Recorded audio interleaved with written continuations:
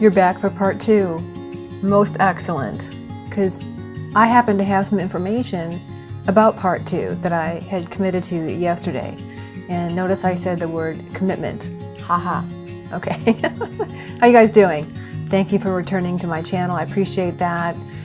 Maybe you even subscribed and liked a couple of videos, watched a few all the way through, maybe even commented. I really do appreciate that. And you may have even shared a couple. That would be really cool. And the best part of it all is maybe you learned something that made your dating process go a little bit more smoothly and confidently. That's my goal, okay? So yesterday, part 1 was a general overview about separation. Today I'm going to go over something very, very different. And that is when you encounter someone that you really like and you want to continue dating, you got past the first, second, maybe even the third date, and you haven't had that physical talk yet.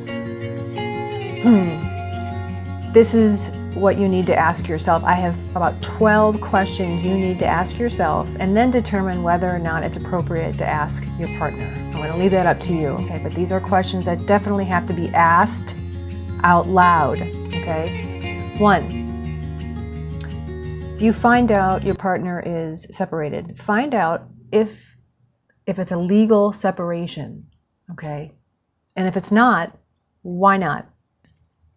A lot of times it just means living in 2 different domiciles for 2 years. So that would constitute a legal separation. Other times it has to go through a court process.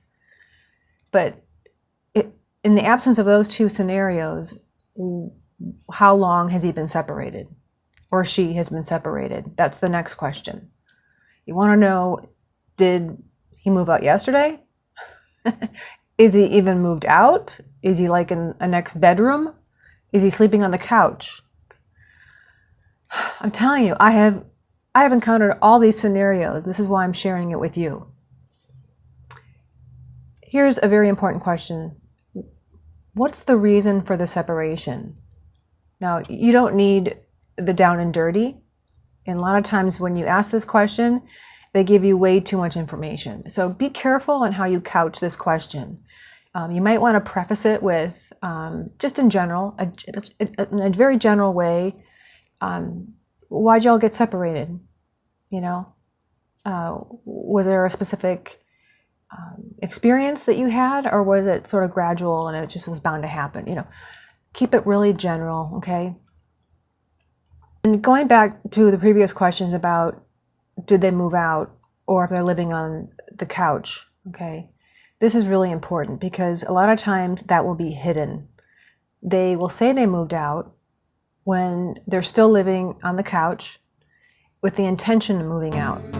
So here's an opportunity to cultivate a safe place for this person to be honest with you, all right? Because a lot of times if people aren't honest, they don't feel safe. And that may not always have to do with them. It could be something that you said or did that created an unsafe place. Okay, so remember, soul searching. And now we want to know how long they've lived away. Okay, how many years, months, weeks, or days? Look, even hours, okay? Does the ex know, or the soon-to-be ex know that they're dating? Ask your partner, hey, does your ex-wife or husband, do they know you're actually dating? And do they know you're dating me? And how do they feel about it?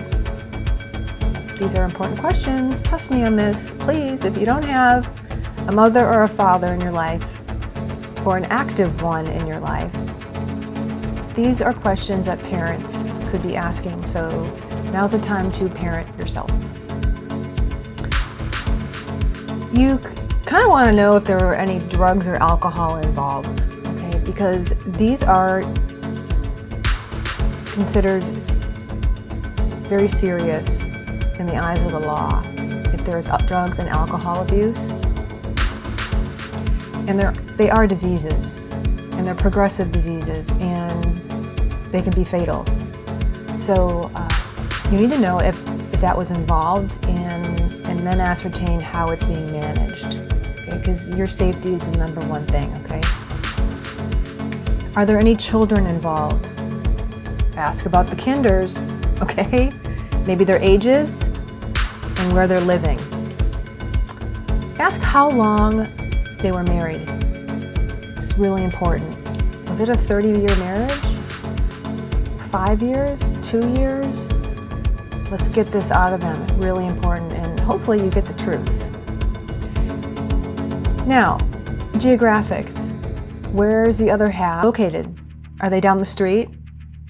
In another county, city, state, country? You need to know this, okay? I mean, granted, they're just a phone call away and an email and a text and all that. But again, you need to know these things. These are just basics, okay? How much does he or she share with the soon-to-be ex? Do they share a business? Do they share a house? Basically, heavy assets. That's what you want to know. Investments. Because the more heavy assets involved, the harder it is to extricate from a marriage. The longer the divorce proceedings take. I don't care if there was a prenuptial or not. These things take time, on an average of 2 years, okay? And they're not pretty. It's an ugly process.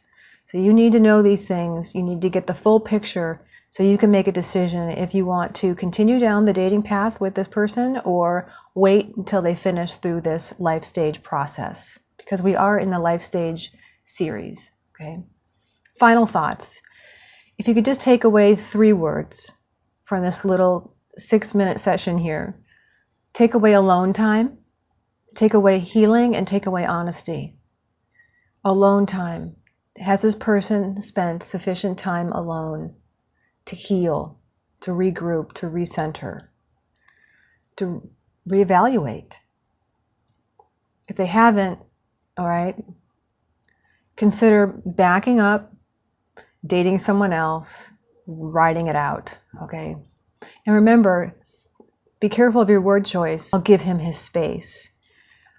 His space is not yours to give, okay?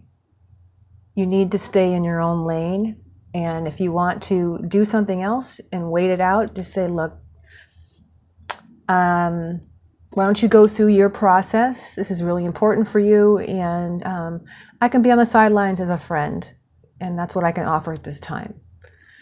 That's a smart option, if you want my opinion. The last is honesty. Honesty, honesty, honesty. If honesty is not cultivated in the very first 5 minutes of engaging with this person, you're looking for a very, very hard road ahead, all right? Don't be ashamed of your past or your decisions. You don't have to say what happened, but don't lie about it, okay? Just say, I'm not ready to talk about it. When I'm ready, I will let you know. Okay? Be respectful. And lastly, every day we celebrate something, all right, in this country, in this land. And today is National, or is it World Backup Day. Now, look, this is supposed to be associated with computers, like back up all your data. But some people could take it to mean getting a backup person just in case the one they're dating doesn't work out. Now look, in the initial stages of dating, when there's no promise of exclusivity, backups are prudent. That is a prudent choice, and I highly recommend it. Dating 1 or 2 people at the same time, just casually, going out to lunch or dinner or movie or something like that, when it hasn't gotten serious or physical. But once there's exclusivity established, you don't do backups, okay? Just don't do it. Isn't that good? But back up your computer, though.